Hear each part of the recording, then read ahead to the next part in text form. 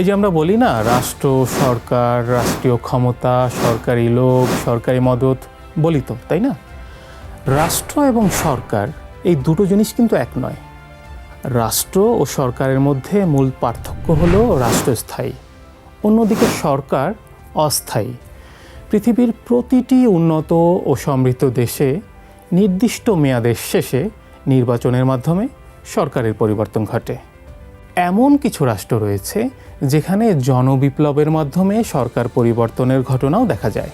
4টি অপরিহার্য উপাদান নিয়ে রাষ্ট্র গঠিত হয়: জনসংখ্যা, ভূখণ্ড, সরকার ও সার্বভৌমত্ব।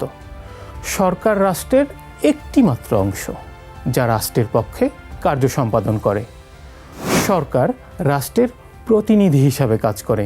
এটি রাষ্ট্রের এমন একটি প্রতিনিধি যা রাষ্ট্রের আকাঙ্ক্ষাকে আইনে পরিণত করে, রাষ্ট্রে আইনগুলোর বাস্তবায়ন করে এবং আইনের শাসন নিশ্চিত করে। রাষ্ট্র বিমূর্ত, অপরদিকে সরকার মূর্ত।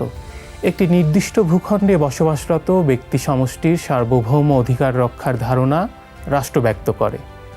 রাষ্ট্র অদৃশ্য, রাষ্ট্রকে দেখা যায় না। জনগণ সমন্বয়ে রাষ্ট্র গঠিত, অন্যদিকে জনপ্রতিনিধিদের দ্বারা সরকার গঠিত হয়। সরকারের নির্দিষ্ট ও নির্ধারিত গঠন প্রক্রিয়া রয়েছে। এটিকে জনগণের পক্ষে রাষ্ট্রের ক্ষমতা প্রয়োগকারী ব্যক্তি সমষ্টি হিসাবে দেখা হয়। রাষ্ট্রের সব জনগণ রাষ্ট্রের অংশ এবং তারা রাষ্ট্রের নাগরিকও বটে। শুধু নির্বাচিত জনপ্রতিনিধির সমন্বয়ে সরকার গঠিত, যাদের সংখ্যা দেশের সামগ্রিক জনসাধারণের তুলনায় স্বল্প।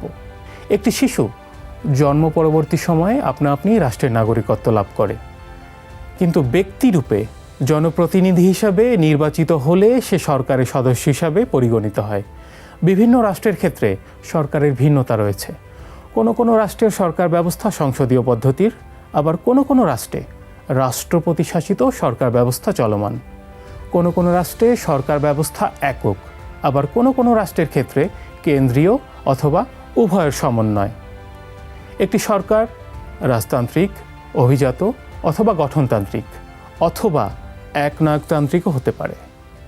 জনগণ তাদের পছন্দ অনুযায়ী সরকারের ধরনের পরিবর্তন ঘটায়, কিন্তু রাষ্ট্র স্বাধীন সত্তায় বিদ্যমান এবং এটির বৈশিষ্ট্য অপরিবর্তনশীল।